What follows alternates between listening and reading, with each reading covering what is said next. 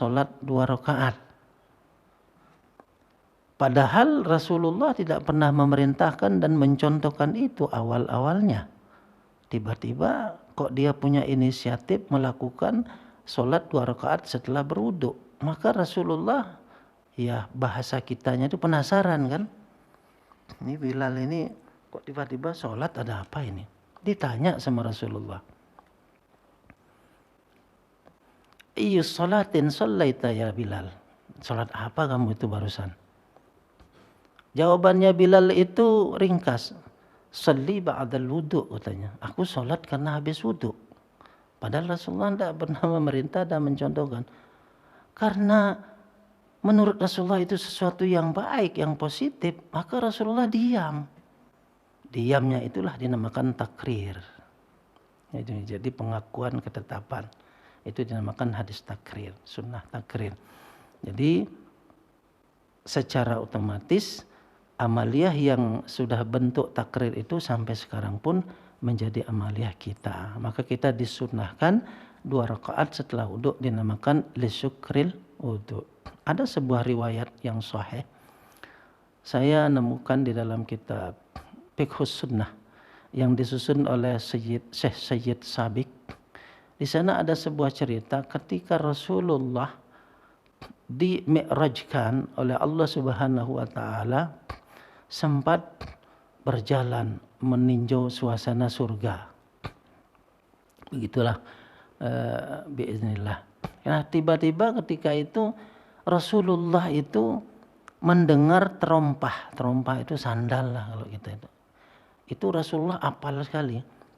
Sandalnya Bilal itu kalau dia berjalan tuh mungkin kayak apa itu. Itu Rasulullah kalau walaupun tidak melihat, dilihat suara sandalnya tahu, wah ini si Bilal udah datang nih.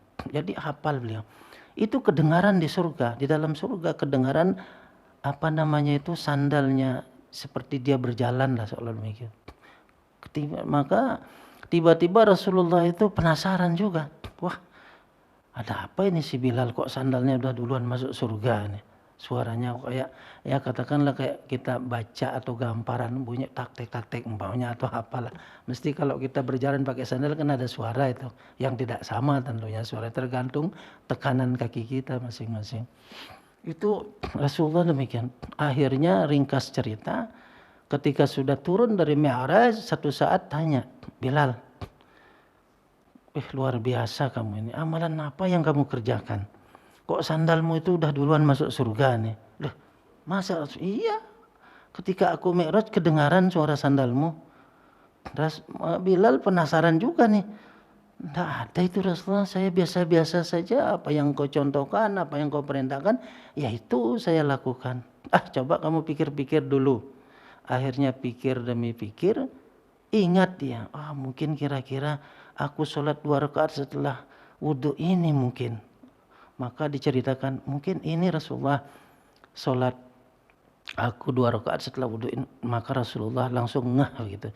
Oh iya betul kata Rasulullah. Nah itulah artinya apa, intinya fadail atau kelebihan 2 rakaat setelah wudu itu Masya Allah. Makanya kita jangan tinggalkan. Setiap kita wudu upayakan kalau ada kesempatan sholat lisyukril wudu kan demikian. Jadi itu. Baik, kembali. Jadi bahwa sunnah itu adalah sesuatu yang disandarkan kepada Rasulullah dalam bentuk ucapan, perbuatan, dan takrir itu tadi. Berikutnya Allah Subhanahu wa taala berfirman pada ayat lain di dalam Al-Quran. Allah firmankan di dalam surah An-Najm ayat 3 sampai 4. Wa ma yantiqu 'anil hawa in huwa illa wahyu yuha. Wa ma yantiqu 'anil hawa. Nah, kenapa kita dianjurkan oleh Allah itu wa ma atakumur rasul fakhudhuh wa ma nahakum anhu fantahu. Kenapa Allah anjurkan kita seperti itu? Apa saja Nggak usah mikir-mikir, nggak usah pilih-pilih, yang dicontohkan, yang dianjurkan Rasulullah langsung ambil, kerjakan semampu kalian. Yang dilarang tinggalkan. Kenapa demikian? Lanjutan ayat di dalam surah An-Najm memberikan satu jawaban, wa ma yantiqu anil hawa. Itu jawabannya. Sesuatu yantik itu nataqa, itu artinya ucapan. Yang diucapkan oleh Rasulullah ya termasuk kategori perbuatan takrir, itu bukan dari diri Rasulullah, ya, anil hawa, bukan dari hawa nafsunya, kemauannya, enggak itu. Jadi demikian. Lalu apa? In huwa illa wahyu yuha, lanjutannya di An-Najm ayat 4. Nah, jadi itu dasarnya. Kenapa yang dianjurkan Rasulullah itu kita ikut, yang dilarang kita tinggalkan? Itu tadi, karena Rasulullah itu menyuruh melarang bukan dari kemauannya dia, tetapi aku, kata Allah. Jadi bahasanya demikian kurang lebih. Aku, karena apa yang diucapkan, apa yang dicontohkan itu adalah bukan dari keinginan, dari hawanya dia, keinginan kemauannya, enggak. In huwa illa wahyu yuha. Semuanya itu yang dia contohkan, yang dia perbuat itu adalah wahyu dari Allah Subhanahu wa taala. Jadi itu anunya, dasar-dasar kita mengikutinya. Lalu berikutnya pada ayat lain di dalam surah Ali Imran ayat 13. Maaf, ayat 31 Allah sampaikan, Qul in kuntum tuhibbunallah fattabi'uni yuhibbukumullah wa yaghfir lakum dzunubakum. Al-ayat. Qul wahai Muhammad, in kuntum. Jadi Rasulullah disuruh menyampaikan kepada sahabat, kepada umatnya termasuk kita, in kuntum tuhibbunallah.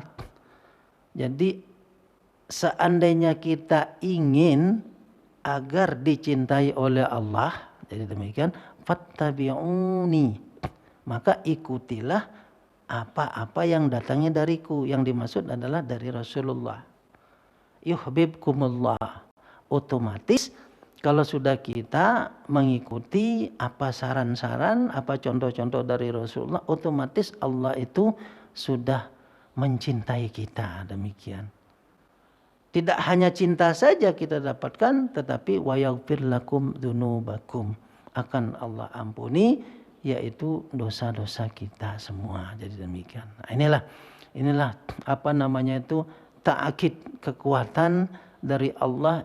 Jadi sebuah betul-betul kita sebagai pengikutnya ini, umatnya Nabi Muhammad SAW itu tidak merasa ada keraguan. Jangan sampai nanti mohon maaf di zaman-zaman yang canggih ini masih ada orang-orang yang mengaku nabi, kan demikian, apa dan lain sebagainya, dengan daya upaya yang dilakukannya sehingga kita terpengaruh, sehingga kita tergiur. Mungkin dia diberikan sebuah kelebihan-kelebihan oleh Allah yang kita tidak bisa, dia bisa, yang kita tidak pernah melihatnya dia tunjukkan keistimewaannya, bisa jadi kan. Jangan sampai kita tergiur, terpesona dengan hal-hal seperti itu. Maka ayat-ayat ini memberikan ketegasan kepada kita. Jadi kalau kita ingin dicintai, orang-orang yang ingin dicintai oleh Allah SWT, apapun saja datang dari Rasulullah itu ikuti saja, ikuti semuanya. Jadi jangan tebang pilih. Kenapa demikian? Ayat lagi menyusul di bawahnya, yaitu Al-Ahzab ayat 21.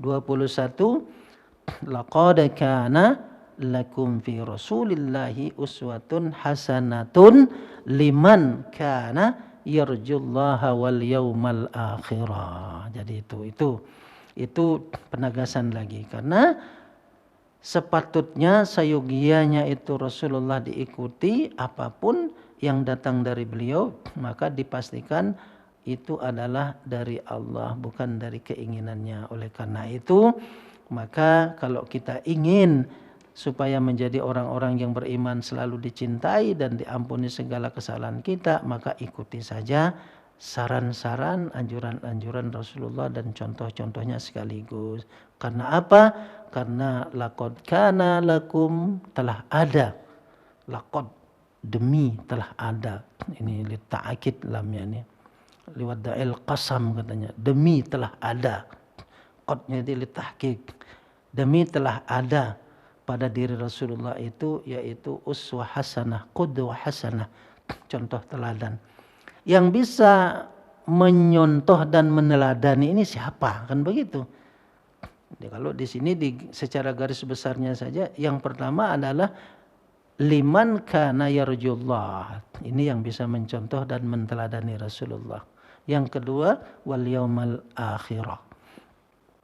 Liman kana yarjullah artinya orang-orang yang mengharap nanti bertemu kepada Allah.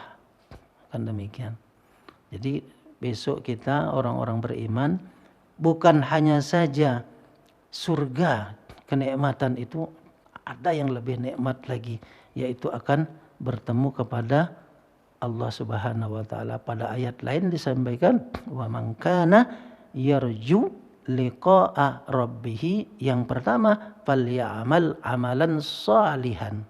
Yang kedua wala yusyrik bi'ibadati rabbih ahada. Itu dua syarat. Jadi kita akan bertemu kepada Allah.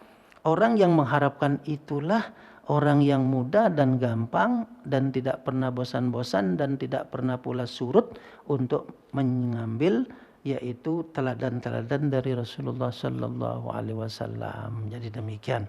Itulah tentunya kita bersama, saya tentunya kita berupaya untuk menanamkannya. Pertanyaannya, apakah kita yang berkumpul di sini sudah termasuk karena yarjullah?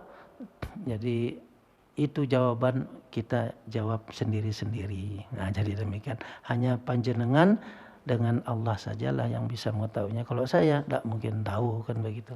Nah, itu persoalannya. Wal yaumal akhir, dan mengharap dengan kampung akhirat nanti, bahwa orang-orang yang mengharapkan ingin bertemu kepada Allah dan juga kampung akhirat nanti yang aman dan selamat, ada dua syarat yang harus dilakukan, yaitu selalu amalan saleh, tidak pernah putus-putus dengan cara apapun, dengan ilmu, dengan harta, dengan tenaga, macam-macam. Segala nikmat yang Allah berikan itu adalah sarana daripada mampu untuk kita melakukan falyamal amalan salihan. Yang kedua, wala yusyrik bi'ibadati rabbih abada. Ini yang berat ini biasanya. Wala yusyrik ini. Yusyrik di sini kalau kita sedikit melihat di dalam tafsir itu bukan yusyrik, bukan syirkul kabir, bukan syirik yang mensekutukan Allah, yang menduakan Allah. Bukan itu yang dimaksud. Yang dimaksud di sini yaitu riya. Jadi syirkus shaghir. Jadi kita sholat karena ini. Kita serba-serba, artinya tidak mengharap apa? Masih mengharap selain Allah lah. Saya berbuat ini karena ini. Saya berbuat, nah ini yusyrik namanya. Syirik saghir, syirik kecil. Nah, kalau kita ingin nanti bertemu dengan Allah, hindari perbuatan-perbuatan ini. Kan demikian. Lalu harus seperti apa? Maka ayat lain menjawabnya. Wa ma umiru illa liya'budullaha mukhlishina lahuddin. Berat memang. Saya juga sangat-sangat merasakan berat. Makanya kita itu fikih dengan tasawuf itu harus gandeng itu. Enggak bisa pisah itu. Fikih saja kita tahu hukum, tahu ini macam-macam, tetapi enggak punya tasawuf, nol. Kenapa? Karena perbuatan ibadah kita itu tadi. Jadi berat persoalannya. Tapi kalau tasawuf saja, enggak fikih juga pincang. Rajin dia sholat bla bla karena Allah, tetapi syarat rukunnya enggak tahu, kan seperti itu. Wah, ini payah juga. Dua-duanya harus imbang. Fikihnya oke, tasawufnya oke. Insyaallah akan liqa rabbi yaumal qiyamah. Oke, sebelum lanjut ada sharing, monggo.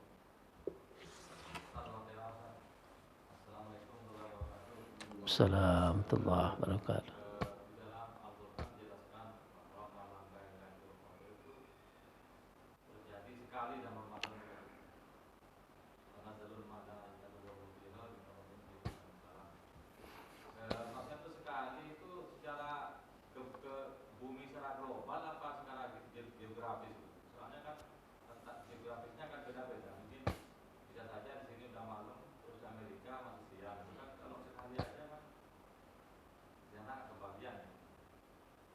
Ya. Terus yang kedua itu masalah tadi keseimbangan antara fikih dan tasawuf. Di zaman modern mungkin gampang sekali kita mengakses ilmu-ilmu kayak tasawuf, kalau mungkin yang orang bisa mengakses informasi masalah ilmu tasawuf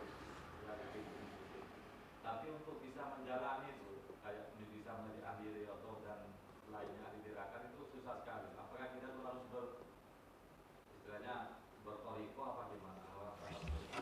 Ya, terima kasih. Waalaikumsalam warahmatullahi wabarakatuh.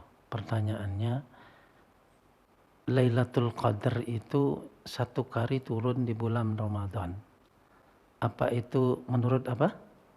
Maksudnya bumi sangat global kan Apa secara geografis? Allah itu kan yang buat bumi kan, ya. Jadi kalau umpamanya contoh saja ini, karena Allah yang membuat bumi kan sama seperti saya pegang kertas begini, kan seperti itu. Tidak ada yang susah. Artinya bahasanya nggak ada istilah kalau begitu kan nggak kebagian, nggak ada kebagian semua itu. Jadi secara global itu, ya. Jadi seperti yang tanazzalul malaikatu warruh itu fiha bi'idni rabbihim min kulli am salamun hiya hatta matla'il fajr. Jadi sampai terbit fajar subuh baru selesai urusannya, kan begitu. Itu sekali Allah turunkan semua sudah secara global. Jadi tidak ada geografis itu, tinggal ya seperti kayak begini udah set gini ya sudah selesai. Nah, kira-kira demikian ya. Itu yang pertama. Kemudian yang kedua, akses ilmu itu memang sekarang sudah masya Allah canggih, ya. Makanya ndak kita merasa heran kalau ada yang model begini, model begitu, ya karena itu tadi. Mungkin saja dia karena rajinnya buka-buka YouTube, buka-buka Google, kadang-kadang tiba-tiba petang-peteng sudah, kan begitu, nyari ilmunya di sana. Padahal dasar ndak punya. Bukan berarti kita nyari ilmu di YouTube, Google itu dilarang, enggak, silakan. Itu untuk studi komparatif kita. Itu. Jadi yang kita pernah pelajari dari guru-guru kita, ternyata di sana ada, nah ini kan buat perbandingan atau bisa jadi untuk nambah pengetahuan kita. Bagus itu malah. Sebab kalau kita tidak seperti itu ketinggalan zaman kita. Ya, ketinggalan. Jadi demikian. Nah, sekarang berbicara tentang tasawuf. Kalau kita berbicara tentang tasawuf ini kaitannya dengan thariqat sudah. Kan demikian. Ini memang harus ada istilahnya itu guru khusus, mursyid. Istilahnya itu di dalam thariqat itu mursyid. Kenapa kita harus seperti itu? Jangan sampai di dalam amalan riyadhah kita itu salah. Itu loh persoalannya di sana. Itu yang kira-kira demikian. Nah, lalu bagaimana kalau kita hanya sekedar mengambil dari YouTube, dari Google, ilmu-ilmu itu boleh-boleh saja. Makanya siapa itu pernah mengatakan ulama, pokoknya beliau mengatakan begini, orang yang ahli ilmu tasawuf belum tentu ahli di bidang pengamalan tasawuf itu sendiri. Ini. Atau sebaliknya orang yang betul bertasawuf belum tentu dia punya ilmunya tasawuf. Nah, inilah yang persoalannya. Oleh karena itu supaya kita betul-betul sesuai dengan anjuran syariat kita, yaitu agama kita Islam yang kita yakini ini, maka segala sesuatu apapun itu dari dasar harus kita sudah punya guru, demikian. Adapun kelanjutan itu dengan sistem-sistem lain kita bisa. Satu contoh nih, kayak belajar qiraah misalnya. Qiraah itu kan banyak, ada qiraah sab'ah. Jadi katakanlah kita belajar dasar-dasar dulu dari Imam Hafaz, dari Ibnu Katsir dan lain sebagainya. Itu sekarang kan sudah canggih, bisa saja kita Zoom meeting lewat jarak jauh dengan belajar itu dengan buku yang sudah kita punyai. Bisa jadi dengan cara-cara begitu kita bermursyid. Tapi dengan catatan tidak dari awal begitu. Pertama kita sudah pernah bertemu dengan guru kita dan lain sebagainya. Sebab khawatirnya apa? Kalau kita dari awal, dari dasar kita belajar atau mengamalkan sesuatu ilmu itu yang tanpa ada gurunya, ini kan resiko tinggi kan. man ta'allamal ilma ya bi ghairi ustadin atau bi ghairi syaikhin fa ustaduhu au fa syaikhuhu syaitan. Nah ini persoalannya, siapa yang belajar ilmu nggak pakai guru ya, nggak pakai syekh, itu gurunya syekhnya setan. Wah ini kan bahaya ini, namanya setan yang ingkar sama Allah, kita diumbang-ambingkan, kita kelihatannya menarik sekali, kelihatannya seolah-olah benar, tetapi pada hakikatnya nggak benar. Ya namanya setan kan tipu dayanya nggak selesai-selesai. Jadi terus ada dan terus ada. Kenapa? Karena dia juga kan ingin punya teman itu, supaya ada temannya di dalam neraka, kan demikian persoalannya. Jadi kira-kira seperti itu. Ada yang lain? Yang lain ada?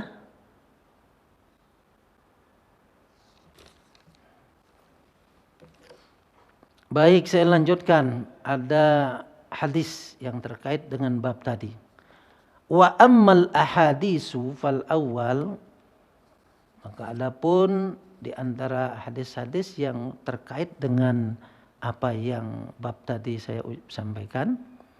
Fal awal yang pertama, an Abi Hurairah radhiyallahu anhu dari Nabi sallallahu alaihi wasallam qala da'uni ma taraktukum innama ahlaka man kana qablakum kasratus su'alihim wa ikhtilafuhum ala anbiya'ihim fa idza nahaitukum an syai'in fajtanibuh wa idza amartukum bi amrin fa'tu min mastata'atum, muttafaqun alaih. Hadis muttafaqun alaih artinya hadis riwayat Imam Bukhari Muslim, tidak usah diragukan. Ini hadis hujjah ini. Dari Abu Hurairah radhiyallahu anin Nabi sallallahu alaihi wasallam, mudah-mudahan Abu Hurairah selalu mendapat ridho Allah. Datangnya dari Rasulullah sallallahu alaihi wasallam, hadis ini qala, Rasulullah bersabda, da'uni ma taraktukum. Aku mengajak kalian semua, yaitu aku menyerukan kepada kalian semua ma taraktukum, atas sesuatu yang telah aku tinggalkan untuk kalian.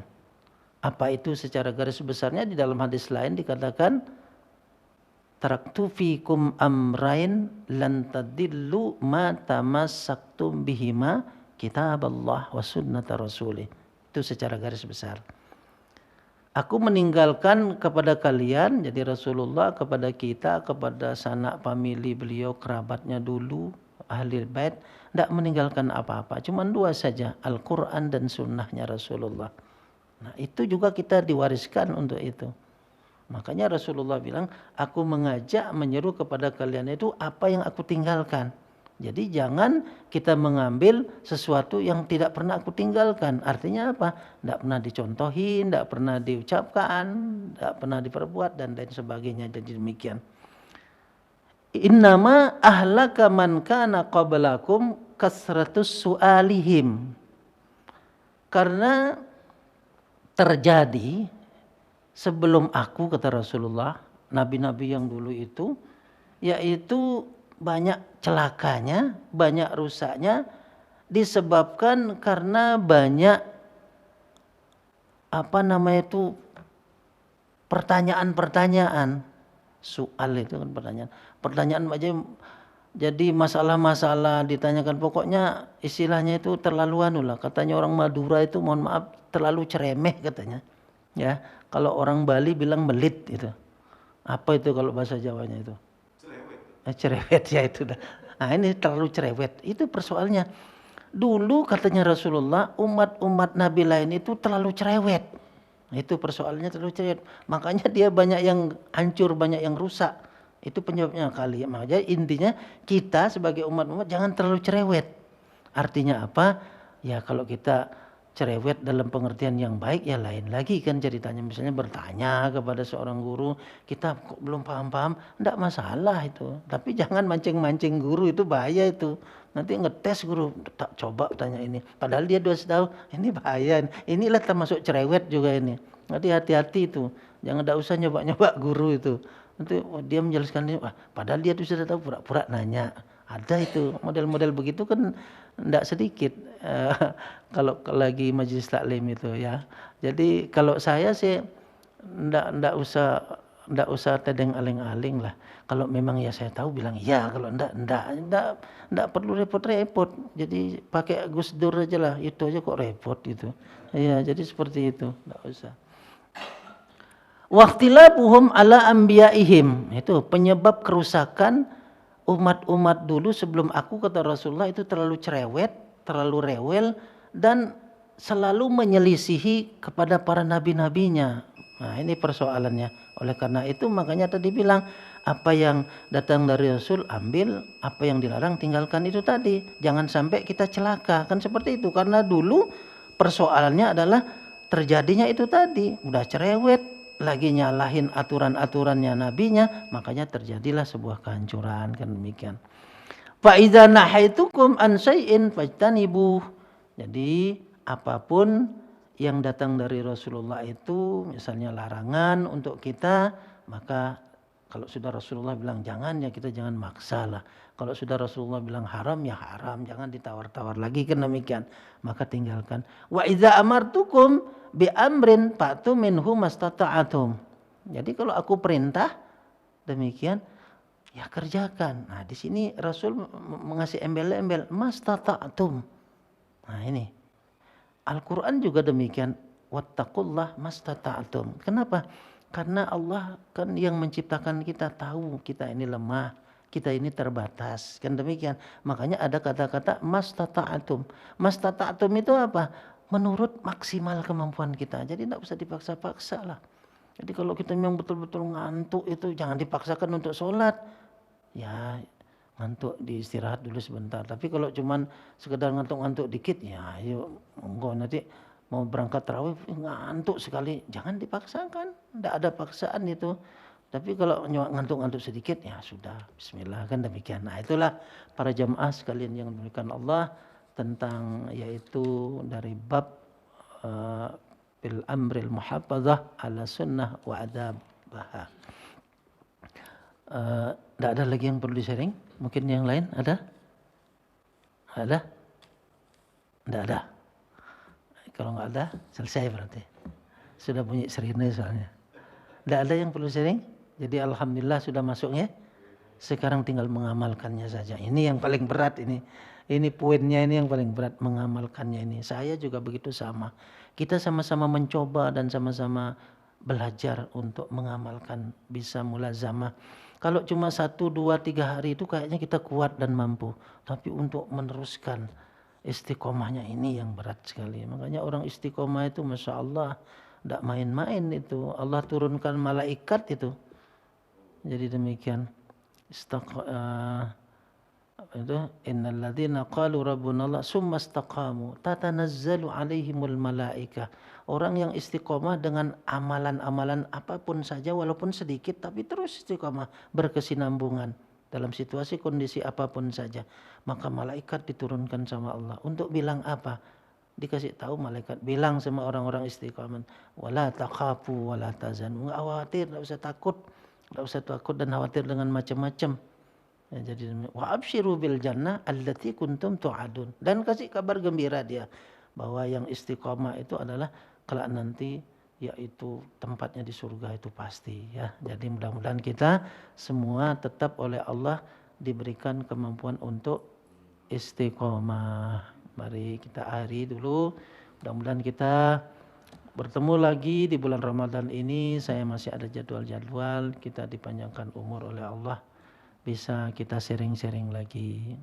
Kita tutup dengan doa Al-Fatihah. Billahi minasyaitonir rajim. Bismillahirrahmanirrahim. Alhamdulillahirrahmanirrahim. Shiratal ladzina an'amta 'alaihim ghairil maghdubi 'alaihim waladdallin. Bismillahirrahmanirrahim.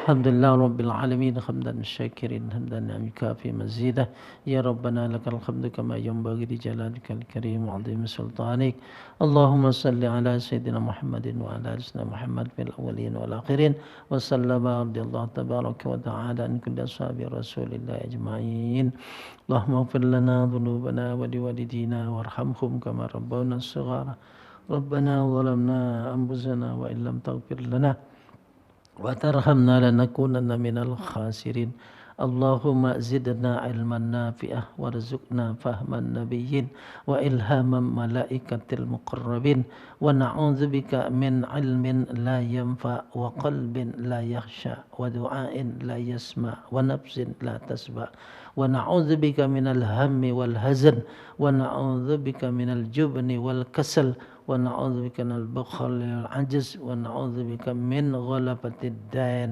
وقهر الرجال ربنا آتنا في الدنيا حسنة وفي الآخرة حسنة وقنا عذاب النار walhamdulillahi rabbil alamin.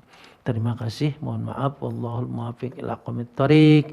Wassalamualaikum warahmatullahi wabarakatuh. Allah